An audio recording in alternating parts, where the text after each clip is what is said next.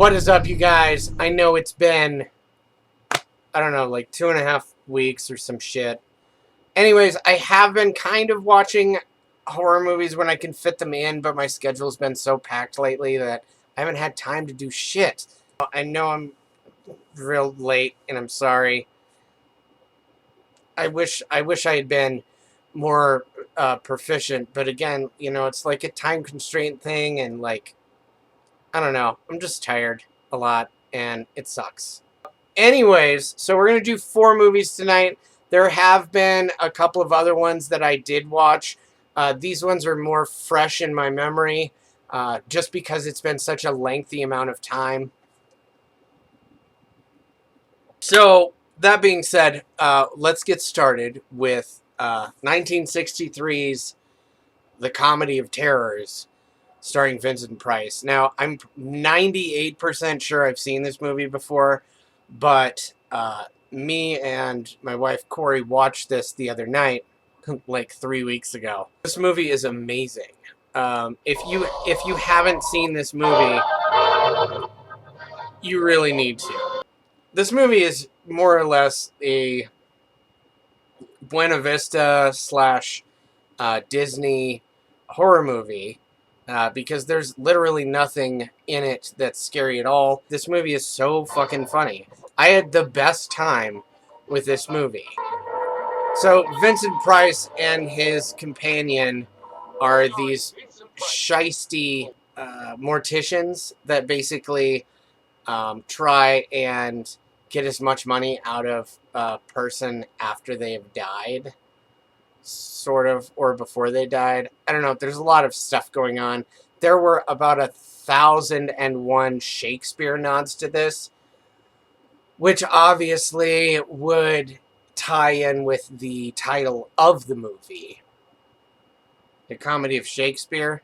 So Vincent Price and his buddy are scamming all of these people, and he lives with Vincent Price's wife, who's, you know, this smoking hot, not her, blonde lady, and he's drunk all the time. And of course, Boris Karloff is in this movie, and there's his, you know, his Joyce Jameson, his smoking hot wife, I guess, and she is an idiot in this movie. This movie was so funny. It hit all of the marks for me, just because it was so absurd and it was so old school in the way. I think it was in between. No, this was shortly after. No, it was shortly before the Hammer period that Vincent Price and Christopher Lee and Peter Cushing all did within this amount of time frame. So there's like the early 60s, early 70s. In between that block there, those 3 guys were titans in this era. Very silly sight gags, kind of sketch comedy feeling stuff. This dude and his buddy are ripping off all these people as they're dying, and they get shafted at the midpoint of the movie, more or less. And as things progress, they figure out that their landlord is actually loaded. And so they plot and they scheme. And they're like, ooh, let's fuck him up. Let's kill him. Things they don't go very well for them. And the end of this movie was by far one of the funniest fucking endings I've ever seen in a horror movie. It was hilarious. This movie is hilarious. The Comedy of Terrors is not scary. This movie is great. I would rate this, if I were in the MPAA, as like a G rating. This movie is so funny. This movie is definitely going to make it into the ranks for me as probably one of my top 10 horror comedies. A more recent film, You Should Have Left. Now, to be fair, both my wife and myself watched this trailer because we were forced to do it on YouTube, on Hulu, on I don't know, any other streaming service that posts ads before the, before the feature or whatever. This movie looked fucking amazing.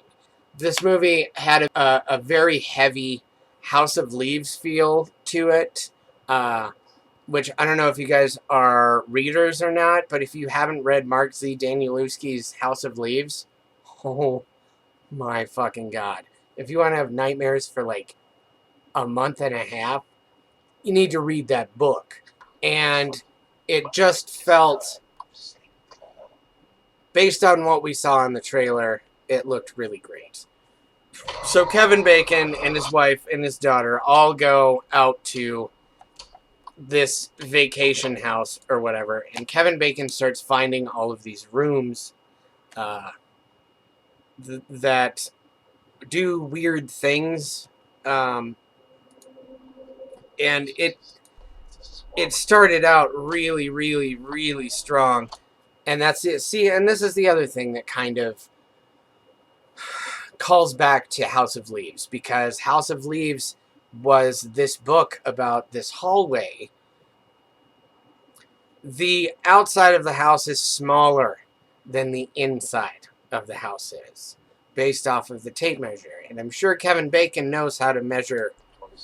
I'm sure he knows how to, read a tape. Yeah. So the inside of the house is 26 feet and the outside of the house is 21 feet. Something's not square in there. So they're kind of wandering around this vacation home, and a bunch of weird shit starts happening. And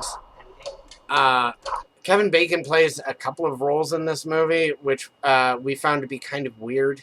I would say that it's worth your time watching just to check it out, because it looked really fucking good. And I'm not gonna, I can't give more about the plot synopsis, because I feel like I will give the ending away. Watch the trailer, see what you guys think, see if you think it's worth your time. It was absolutely worth our time up until the ending, and that kind of just fizzled and pittered out, and it was very disappointing in that sense. At the end of the movie, you're just kind of like, well, damn it. Damn it. I don't know. We enjoyed this for the most part up until, like I said, up until the ending. And I don't know. If you guys want to check it out, you should. If you want to go off of my opinion, I don't know. Like, give it a shot. It wasn't terrible. And I know there was a lot of chatter in the horror threads that talked about it, and everybody was excited about it because, like, oh shit, we got a new horror movie during quarantine. Yay! Is it worth the $20 that you might spend on it for watching it? No. But that's me. You are you. Do your own thing. Just listen to me, and then when you come back to me and be like, oh man, you were so right, and I'll be like, told you so, bitch. Don't pay for that shit. Anyways, moving on to the VFW from 2019. Now, this movie was a chore to get through in the beginning. So, this movie has all of these C-list side-scroll, or sidekick actors, more or less. None of them have ever really played a main character. They've always either played like heroes or bad guys, like in accompaniment to the actual character. So VFW stands for Veterans from Foreign Wars. So all these guys have fought across seas, across state lines. They've all fought in some form of the military, and they all hang out at this bar. Now, this bar is set in the future. I can't remember what year it is. Let's see. Let's see if it says anything. No, it doesn't. So all these old military guys get together every night and they drink at this bar in this post-apocalyptic, drug-riddled city. And all of these people are on this new drug.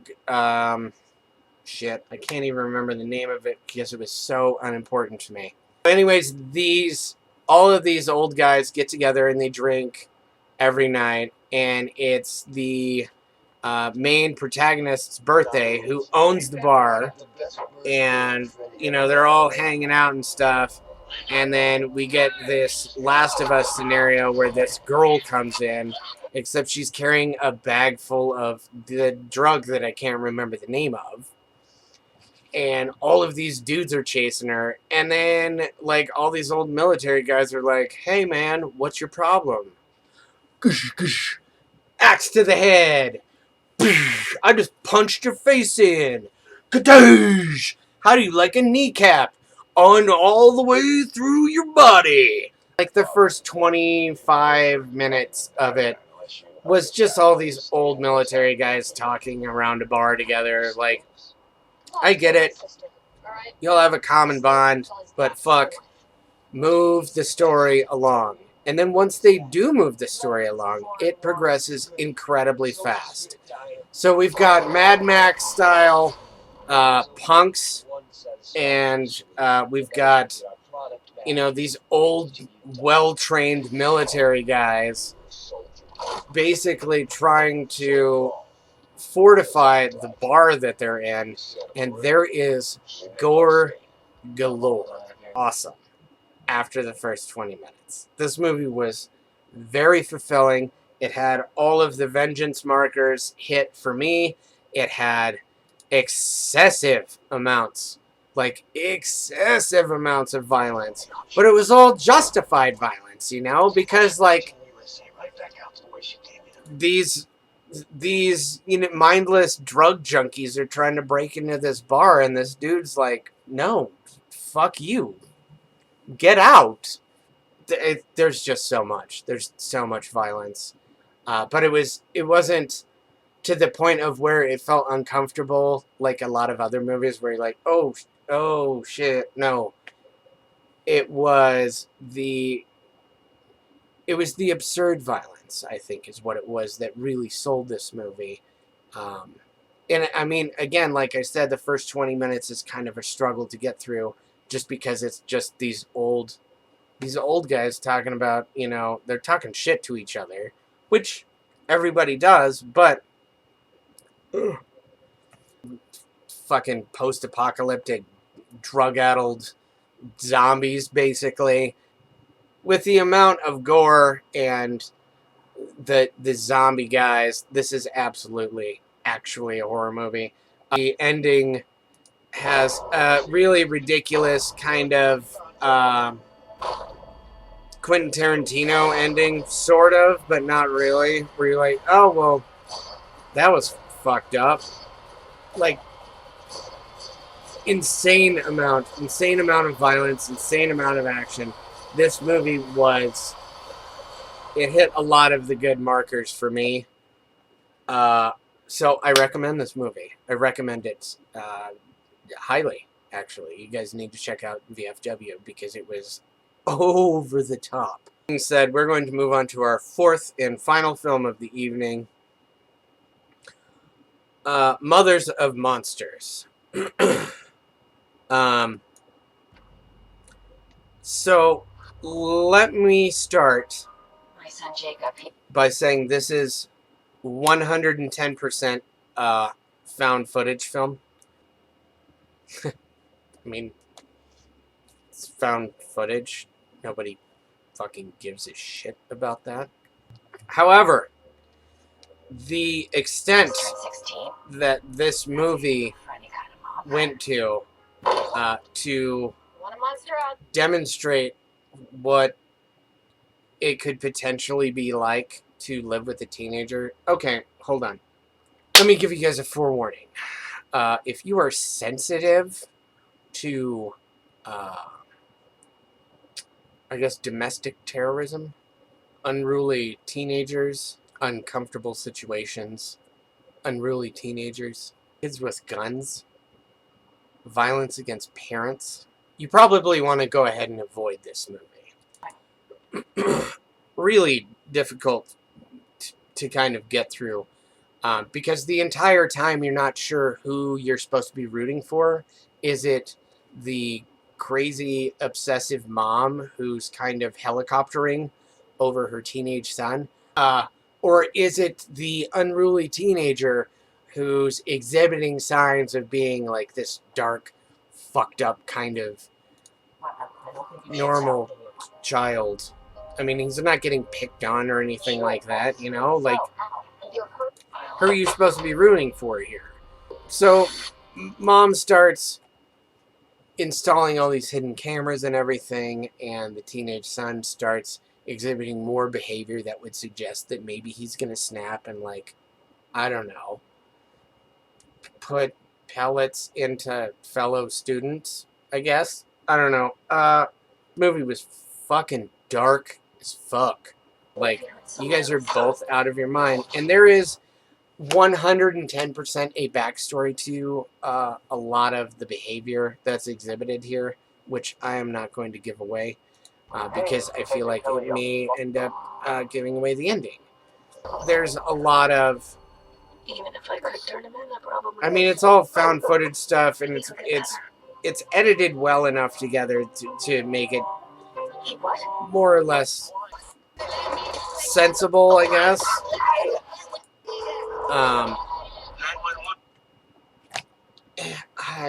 I don't know, you guys. This movie was hard. Do not watch if you're sensitive to that stuff.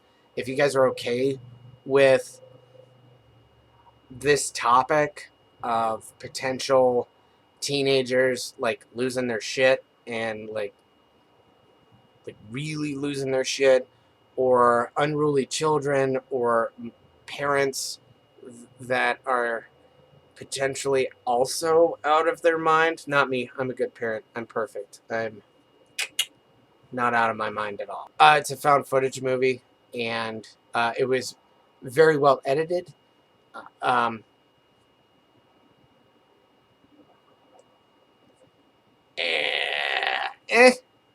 Check it out if you want to. I don't really necessarily recommend it. I don't feel that it really hit any of the marks for me. I'm absolutely glad that Corey was not here to watch it with me. All right, anyways, that is it for me for this week or this month. I don't fucking know. I'm sorry, you guys. I'm going to try really hard and get on it again.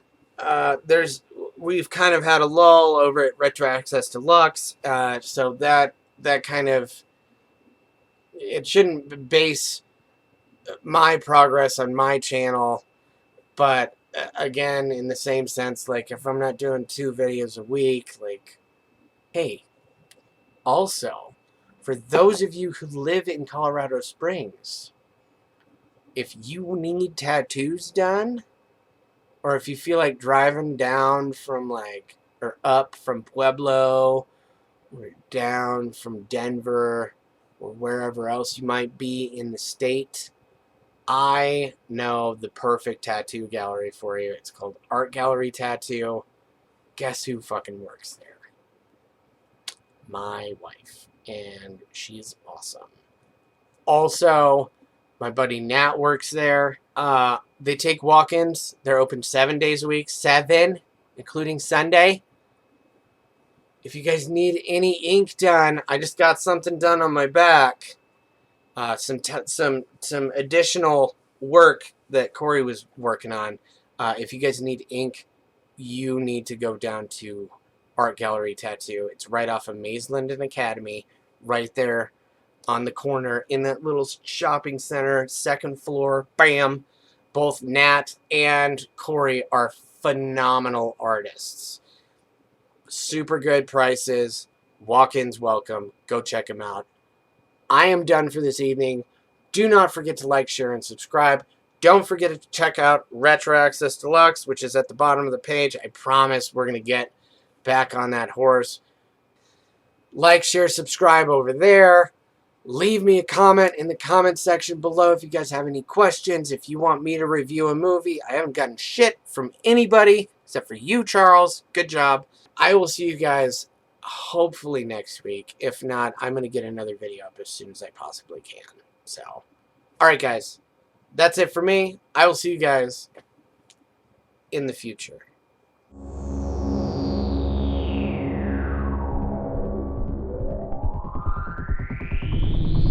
Because fuck it, why not, right? Yeah, it's fine.